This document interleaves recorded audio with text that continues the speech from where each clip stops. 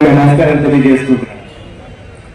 ఈరోజు అందరం కూడా పార్టీ కోసం కష్టపడిన వాళ్ళందరికీ కూడా ఈరోజు ప్రాధాన్యత ఇచ్చే విధంగా ఈరోజు సంస్థాగతంగా ఈరోజు మనం మాట్లాడుకొని ఎవరెవరికి పదవులు ఇవ్వాలనే దానికి ఈరోజు అబ్జర్వర్లందరూ కూడా ఇక్కడికి రావడం జరిగింది.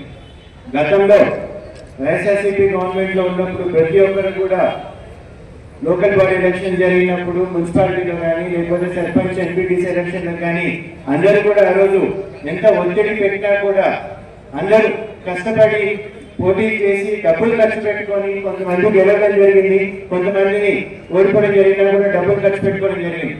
వాళ్ళందరినీ కూడా ఈరోజు దృష్టిలో పెట్టుకొని ఇక్కడే మరొకరి సమక్షంలోనే అందరికీ కూడా కష్టాలు కానీ ఇన్ఛార్జ్ కానీ అందరినీ కూడా ఆ రోజు చేయడం జరిగింది. ఇప్పుడు కూడా ఎవరైతే కష్టపడ్డారో గతంలో వాళ్ళందరినీ కూడా దృష్టిలో పెట్టుకొని వాళ్ళందరికీ కమిటీలో అందరిలో చోటు ఉండాల్సిందిగా నిన్ననే కరూర్ గారితో కూడా వచ్చి కలిసి మాట్లాడడం జరిగింది. అందరికీ కూడా పెట్టుకుంటామని కరూర్ గారు మాట్లాడడం జరిగింది. ఎవరు కూడా వేరే పేర్లు రాలేదని ఏదైనా ఉన్నా కూడా వాళ్ళందరి పేర్లు కూడా యాడ్ చేస్తారని సందర్భంగా తెలియజేస్తూ అబ్జర్వర్లు కూడా ఇక్కడికి వచ్చారు కాబట్టి వాళ్ళ దృష్టి కూడా తీసుకొస్తున్నాను.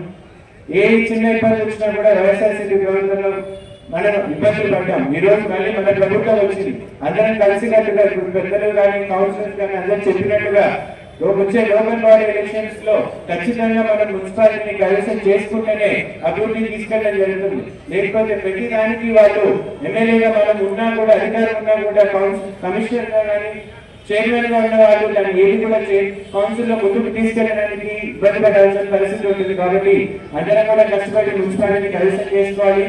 అలాగే సర్పంచ్ కానీ ఎంపీటీసీలు కానీ అన్ని కూడా తెలుగుదేశం పార్టీ జెండా ఇవ్వాల్సిందిగా సందర్భంగా కోరుకుంటూ